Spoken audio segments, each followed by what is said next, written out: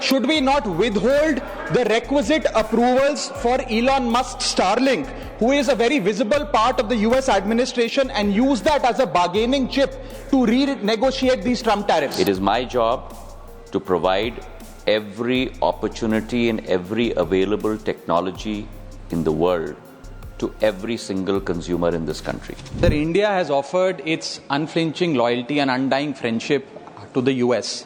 We have done everything possible to promote and protect the interest of the US and US companies in India. In fact, last week, the Honorable Finance Minister moved an amendment in the Finance Act and removed Google tax, which was an equalization levy of 6% on US companies like Meta, like Amazon, Google, etc., which has caused us a loss of about 3,000 crores.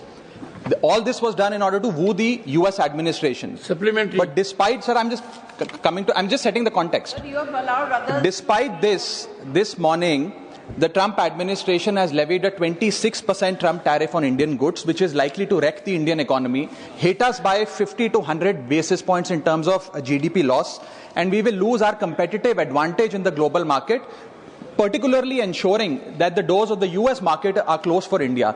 एक पुराने ज़माने का गाना याद आता है sir, अच्छा सिला दिया तूने मेरे प्यार का, यार ने ही लूट लिया घर यार का. It is in this context that I would like to ask the Honourable Minister through you, sir, it is in this context that I would like to ask the Honourable Minister through you that should we not withhold the requisite approvals for Elon Musk Starlink, who is a very visible part of the US administration, and use that as a bargaining chip to renegotiate these Trump tariffs?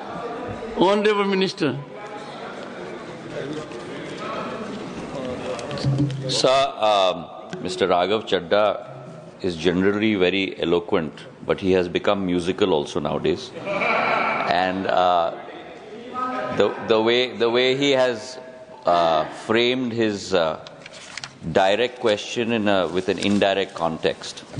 Let me say this, sir, that as a member of the government, and as I said this before in my earlier answer, my responsibility is only one, and that is to 1.4 billion consumers of telecommunications in India.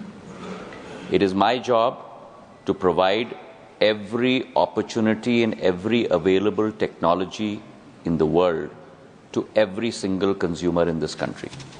Let me also apprise Honourable Member of Parliament that the only 2 licenses till now that have been given out for satellite technology in India at this point of time happen to be Indian companies, Reliance and Bharti Airtel. We have a very clear window that we have put together, which takes care of our consumers, takes care of India's security concerns, and if you are able to satisfy all those requirements which are the same for every provider of that satellite communication, the doors of India are open to you.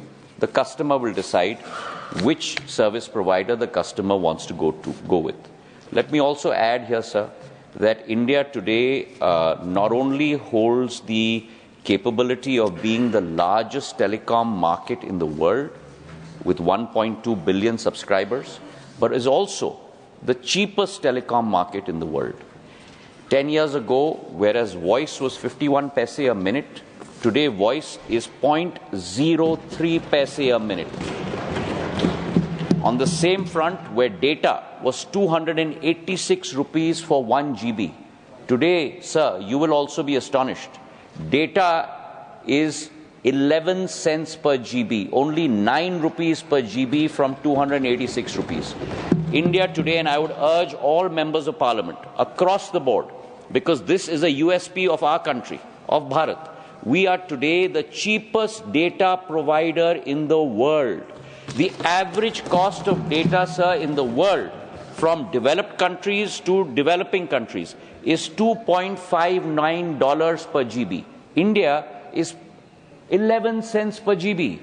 We are not close to about only 5% of the data cost of the world.